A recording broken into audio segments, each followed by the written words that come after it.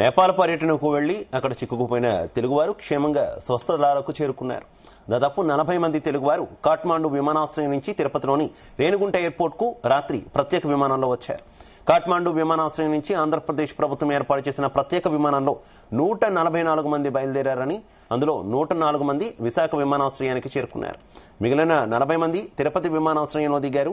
ఆంధ్రప్రదేశ్ రాష్ట్రానికి బయలుదేరిన 144 మంది తెలుగువారిని మంత్రి లోకేష్ చొరవతో క్షేమంగా స్వస్థలాలకు చేర్చారు. ఇక కఠ్మాండు నుంచి తిరుపతి విమానాశ్రయానికి చేరుకున్న వారికి జిల్లా collector doctor yes Venkateshwar, Chandragiri, Tirupati, Pothalapattu, Koduru, Kadapa ఎమ్మెల్యేలు స్వాగతం పలికారు. కాగా క్షేమంగా తమ వారి దగ్గరకు చేర్చడంపై వారి ప్రభుత్వానికి చొరవ చూపిన లోకేష్ కు ప్రత్యేక ధన్యవాదాలు తెలిపారు.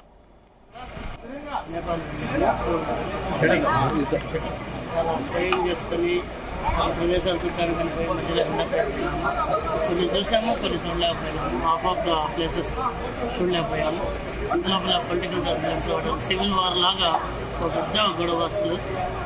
దాంట్లో చిక్కుకున్నాం. మధ్యలో బస్సు కూడా బాగా డ్యామేజ్ అయిపోయింది. ఆందోళనకారులు ఏంటంటే బస్సుకి దోపిడీలు చేయడం అవి చేశారు. ముందు బస్సులో మా వాడు కొంచెం తెలివిగా బస్సు డ్యామేజ్ అయినా కూడా ఆపకుండా చిన్నగా తీసుకుని వచ్చి మళ్ళీ హోటల్లో ఆపాడు. అప్పటి నుంచి మేము కాంటాక్ట్లో ఉన్నాము. లోకేష్ గారికి బాగా వెంటనే రెస్పాండ్ అయ్యారు. సెక్రటరీస్కి చెప్పేసి సెక్రటేరియట్ నుంచి సచివాలయం నుంచి వెంటనే ఫోన్లు రావడము, ఆధార్ కార్డులు అప్లోడ్ చేయమంటాము. వాళ్ళు ఆల్మోస్ట్ 24 అవర్స్ పనిచేశారు.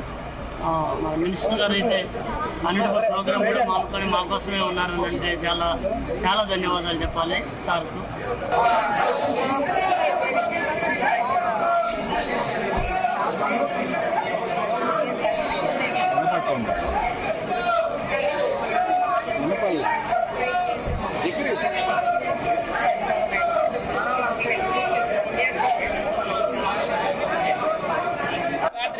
ఈ సమయానికి ఇక్కడ ఉన్నాం.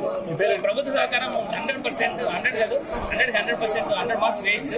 చాలా చాలా సహకరించి అందరికీ, మాకే కాదు నేపాల్లో ఉన్న మన భారతదేశ పౌరులందరికీ, యాత్రికులందరికీ సహాయ సహకారాలు అందించి వెంటనే చాలా సన్నాహాలు అందించేసి చాలా జాగ్రత్తగా మమ్మల్ని చెప్పాను అనేది బస్సు మీద అటాక్ చేశారండి. వాళ్ళకు పగలట్టేసారు. బస్సు అద్దాలని 1 కిలోమీటర్ దూరంలో ఉంది కాబట్టి మళ్ళీ వెనక్కి వెళ్ళిపోయి హోటల్లో స్టే చేసాము. మేము 50 మంది వెళ్ళామండి. 50 మంది ట్రావెల్స్ మదనపల్లి సిటీ అంతా టూరిస్ట్. మేము 1వ తేదీ ప్రయాగరాజు నేపాల్ యాత్రకి వెళ్ళాము. అన్నీ బాగా జరిగినాయి. ప్రయాగరాజ్ నుంచి అయోధ్య, ముక్తినాథ్ టెంపుల్ అన్నీ బాగా చూసుకొని పశుపతినాథ్ దేవాలయాన్ని కూడా దర్శించుకున్న తర్వాత ఆ రోజు రాత్రి కాశీ బయలుదేరుతుంటే దారిలో మా బస్సు పైన అటాక్ జరిగింది. పిల్లలు మా బస్సును ఆపి లోపలికి రావడానికి ప్రయత్నం చేస్తున్నారు. మా డ్రైవర్ నిరాకరించడంతో బస్సుని బాగా అద్దాలు పాల్గొట్టినారు. లోపలికి పెద్ద పెద్ద లోపలికి రావడం జరిగింది. తర్వాత ఎట్నో సేఫ్గా మా మీదంతా గాజు ఉప్పులు అవి పడినాయి. చిన్న చిన్న గాయాలతో అందరూ బయటపడినారు. చాలా భయం వేసింది. రాత్రి హోటల్కి చేరుకున్నాము. హోటల్లో కూడా అటాక్ జరుగుతుంది అని చెప్పడం జరిగింది. రాత్రి అంతా నిద్ర లేకుండా చాలా ఇబ్బంది పడాల్సి వచ్చింది.